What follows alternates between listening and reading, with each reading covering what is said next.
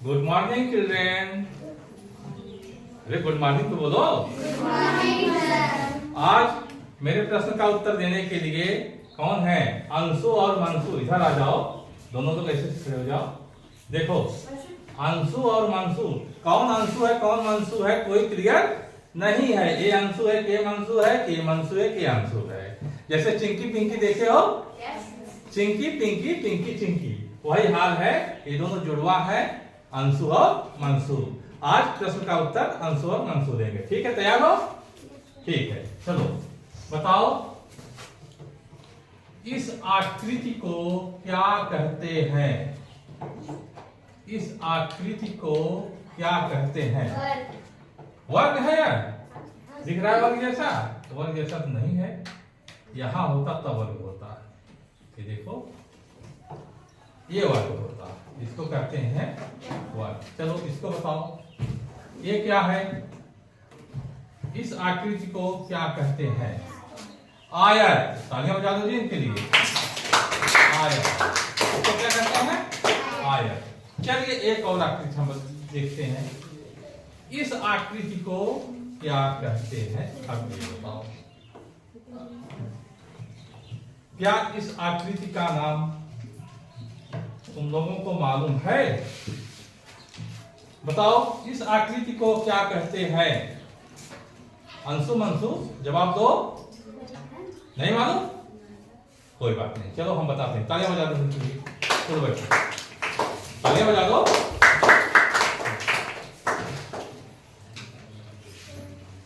तो ये जो आकृति है, इसी आकृति के विषय में आज हम लोग पढ़ेंगे। देखो यही आकृति है ना? Yes sir. ये दिख रहा है, देखिए ये आकृति है। देखो 2 बीमी आकृति है, ठीक है ना? 2 डायमेंशनल, 2 बीमी इसको कहते हैं। एक सरफेस पे यह खींचा जाता है समतल पर। इसी आकृति के विषय में आज हम लोग पढ़ेंगे, ठीक है ना?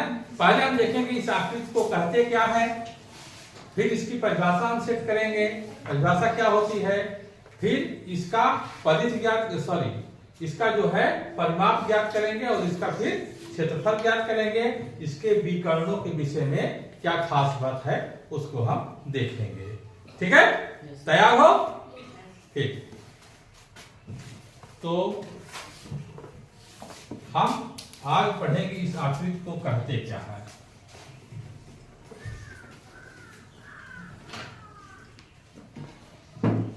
ये आकृति हमारी है कुछ इस तरीके से, कुछ इस तरीके की आकृति है।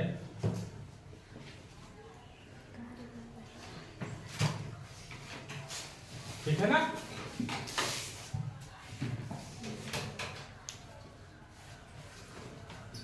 ये आकृति ए बी सी डी। इसकी जो खास बात है इस आकृति को देखने से, वह देखने से लग रहा है कि नहीं यह इसके समांतर है, पैरेलल है, समांतर है ना? और यह भुजा इस भुजा के समांतर है, यानी AB जो है यह समांतर है DC के, है ना? और BC जो समांतर है वह है AD के। देखने से लग रहा है कि नहीं? Yes sir. क्या BC समांतर है AD के और AB समांतर है DC के। ठीक है, क्या हुआ? जो लिखे है AD, BC के बाद नीचे। हाँ, BC समांतर AD को लिखे हैं। क्या गलत है? यही तो है BC ना, ये भुजा BC है, यह भुजा AD के समांतर है। ठीक है ना? तो इस प्रकार की आकृति जब वहां आमने सामने की भुजाएं एक दूसरे के समांतर होती है, क्या कर रखना, आमने सामने की भुजाएं एक दूसरे के समांतर होती है, इस प्रकार की आकृति को समांतर चतुर्भुज कहा जाता है। इसे कहेंगे समांतर चतुर्भुज।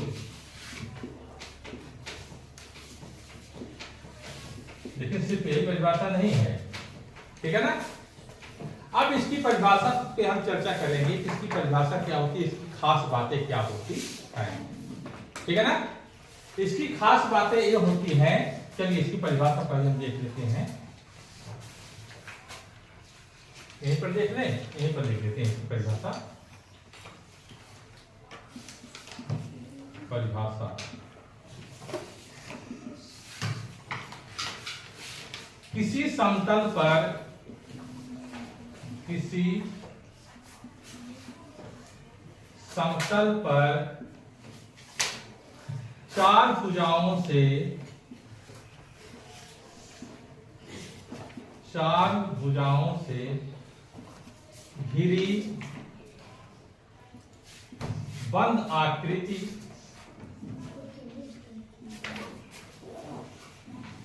जिसमें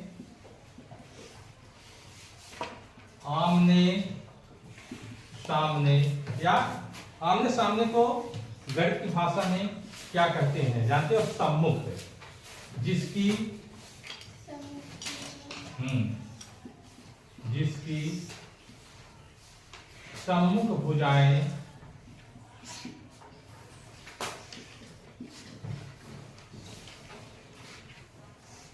समांतर होती हैं,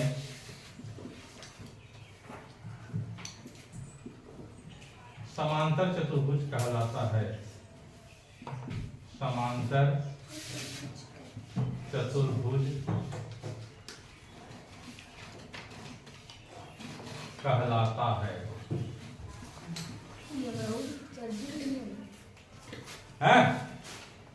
ठीक है ना। समांतर चतुर्भुज कहलाता है, चार भुजाओं से घिरी हुई बंद आकृति होती है, इसकी सम्मुख भुजाएं क्या होती हैं, समांतर होती है।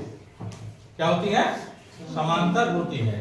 अब यह सम्मुख भुजाएं समांतर होती है, यह बहुत बड़ी बात अपने में लिए हुए है। अभी तुम करो बराबर ना हो, जब बराबर नहीं हो समांतर होगी भी नहीं, समझ रहे ना। यह समांतर ही अपने आप में बहुत बड़ी बात लिए हुए है, यह इसकी परिभाषा हो गई, ठीक है ना। अब इसकी जो खास बात होती है उसको हम बता रहे हैं, इसकी खास बातें क्या होती है। मिटा दे इसको।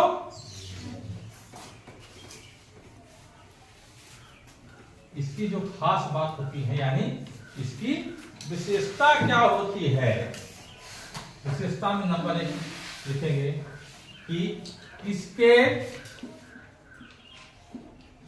ये सम्मुख कोण, आमने सामने के कोण, ये जो आमने सामने के कोण होते हैं इसके सम्मुख कोण होते हैं।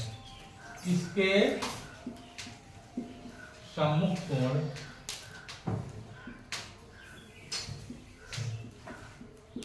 कोण बराबर होते हैं। क्या होते हैं, बराबर। जितने अंश का सी होगा उतने अंश का ए होगा। यह मतलब ए इक्वल टू कोण ए इक्वल टू कोण सी हो जाएगा, और कोण बी इक्वल टू कोण डी हो जाएगा। यह कहने का मतलब है सम्मुख कोण क्या होते हैं, या बराबर होते हैं। दूसरी बात इसकी जो होती है, इसके विकर्ण जो होते हैं, इसके विकर्ण, इसके विकर्ण एक दूसरे को समद्विभाजित करते हैं, समद्विभाजित करते हैं। समद्विभाजित, इस शब्द के अर्थ को समझेंगे, किन किन शब्द इससे शब्दों से मिलकर बना है यह पूरा। समद्विभाजित, सम बराबर द्वि दो, भाजित भाजना मतलब काटना। तो इसके जो विकर्ण होते हैं यह एक दूसरे को समद्विभाजित करते हैं, मतलब आधे आधे भाग पर काटते हैं। इसको जो है मतलब इसका ए डी और बी का आधा जो है ए डी जहां पे काटेगा इसका आधा होगा, और ए सी ये जहां पे काट रहा है यह रेखा डी बी यह ए सी का आधा होगा। ये इसकी खासियत होती है। और इसको तो बता दिए हैं कि ये दोनों जो है सम्मुख भुजाएं आपस में समांतर होती है। ठीक है ना, क्लियर? तब आइए हम इसका क्षेत्रफल देखते हैं कि इसका क्षेत्रफल क्या होता है और इसकी परिमाप कैसे ज्ञात करते हैं। इसका क्षेत्रफल और परिमाप दो चीज है, ठीक है ना, उस पर चर्चा करते हैं। तो इसको देखने से क्या लग रहा है, इसको देखने से देखो यही मॉडल है, ये मॉडल है, इधर देख लो, ऐसे देख लो, ऐसे करके बना हुआ है ना ये, यार ऐसे देख लो, कैसे भी करके देख लो, ये हुआ, ठीक है ना, कैसे भी करके देख लो। तो ऐसे ज्यादा हो रहा है, ये देख रहे हैं। क्या यह एक आयत का रूप ले सकता है? देखो देखो, यहां से यह हमारा क्या है, इसमें आधार, यह क्या है, आधार, जो नीचे वाली जो है हमारी भुजा होती है, आधार मतलब कि बेस जिस पर वह होता है, नीचे वाला जो है हमेशा आधार माना जाता है। इस पर यहां से एक लंब डाल दे रहे हैं, जैसे ए है, देख लो इसमें यह इसका जो शीर्ष है, शीर्ष पर हमने एक लंब डाल दिया, ठीक है, ये परपेंडिकुलर है पूरा, यह 90 अंश का कोण बनाएगा सीधा, जैसे कि ये है, देखो यहां से यहां तक है ना, ये पूरा 90 अंश का कोण बनाएगा, है, लंब डाल दिया गया है। अब इसी तरह से मान लीजिए हम इसको अभी देखो काट दे रहे हैं सामने, यह हमारा समांतर चतुर्भुज था, इसको अब हम यहां से देखो काट दे रहे हैं, कट जा कटने का नाम तो भग रहा है, ठीक है ना, कटाया इधर से भी कट जा भाई,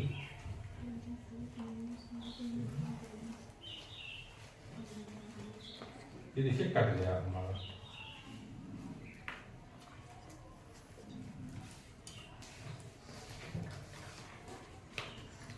कट गया, देख रहे हो ना, यही हमारा था, यही था हमारा ना, देखो इससे मिलान करो, इसको मिलान कर रहे हो, ये कटा यहां से, है यहां से कटा, अब इसको हम उठा करके इसके लगा देंगे, अब देखो फिट हो गया कि नहीं इस पर, यस सर, देखो ठीक से ध्यान से देखो, यस सर। चलो अब यह क्या बन गया, वर्ग, वर्ग, वर्ग तो बिल्कुल एकदम से नहीं है, देखो आयत बन गया, क्या बन गया, आयत बन गया, या वर्ग ही कहो या आयत ही कहो, थोड़ा सा मुझे जो देखने में लंबा लग रहा है, इसका जो है यह ज्यादा लंबा है, यह जो है कम है, तो इस प्रकार जो है दोनों भुजाएं, इसकी जो है लंबाई जो है ज्यादा है, चौड़ाई कम है, इसलिए इसको हम एक आयत कहेंगे। आयत बन गया कि नहीं, क्लियर? अब देखो इसको हम पकड़े रहेंगे, आयत का क्षेत्रफल क्या होता है, आयत का क्षेत्रफल, चलो एक मिनट इसको हम हटा देते हैं, अब फिर से देखते हैं, ठीक है ना, थोड़ा साफ सुथरा हो जाएगा।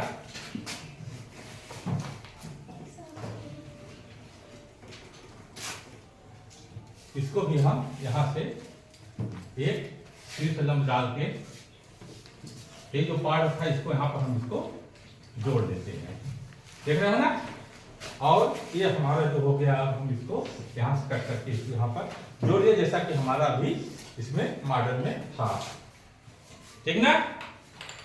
अब देखो आयत इस आयत का जो है क्षेत्रफल क्या था? लंबाई गुणे आयत का क्षेत्रफल बराबर हो जाएगा, क्या हो जाएगा? लंबाई गुणे चौड़ाई। गुड, लंबाई गुणे चौड़ाई। अब आयत की जिसमें मैं बात कर रहा हूं, लेकिन अब यहां पर हम आयत नहीं बोलेंगे क्योंकि हमारा चतुर्भुज क्या था? यार समांतर चतुर्भुज था। समांतर चतुर्भुज के केस में यह क्या हो जाता है? समांतर चतुर्भुज का क्षेत्रफल बराबर हो जाएगा हमारा लंबाई का मतलब यह भाग हो गया, हुआ ना? ये नीचे वाला, इसको हम क्या बोलते हैं? आधार। क्या बोलते हैं?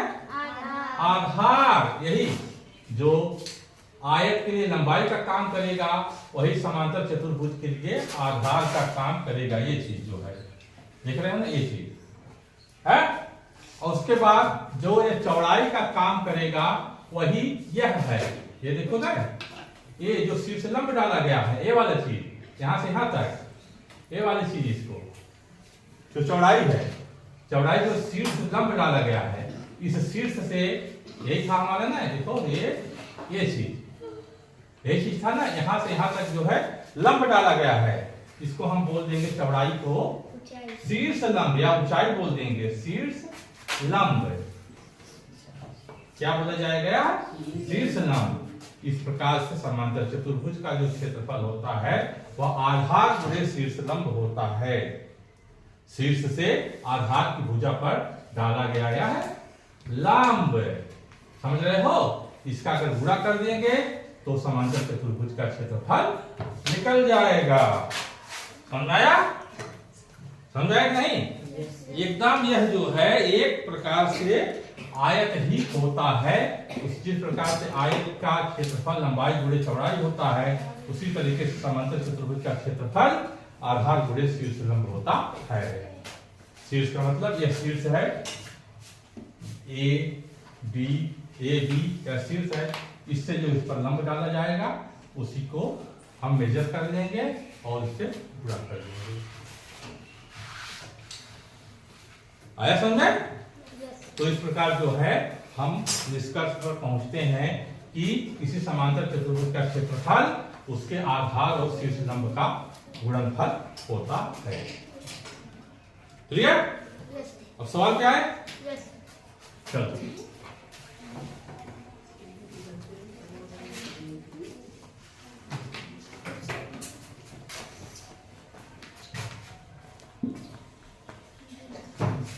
प्रश्न है,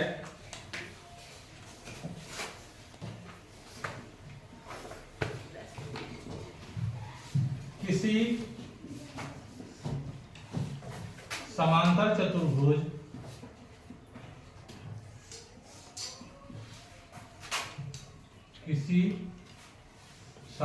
चतुर्भुज के आधार का माप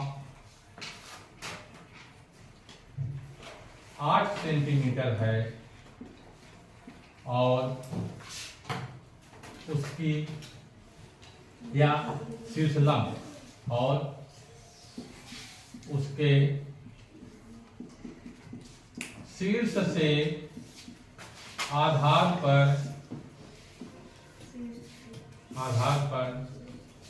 डाला गया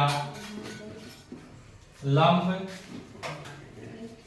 अब देखो इस वर्ड को लंबवत, दूरी, ऊंचाई, शीर्ष लंब कुछ भी कह देते हैं, लेकिन दिमाग में वही बात बैठाओ कि उसकी जो है पूरा लंबवत दूरी उस शीर्ष से आधार तक की जो लंबवत ऊंचाई होगी उसी को डाला गया, शीर्ष से आधार पर डाला गया लंब 5 सेंटीमीटर है।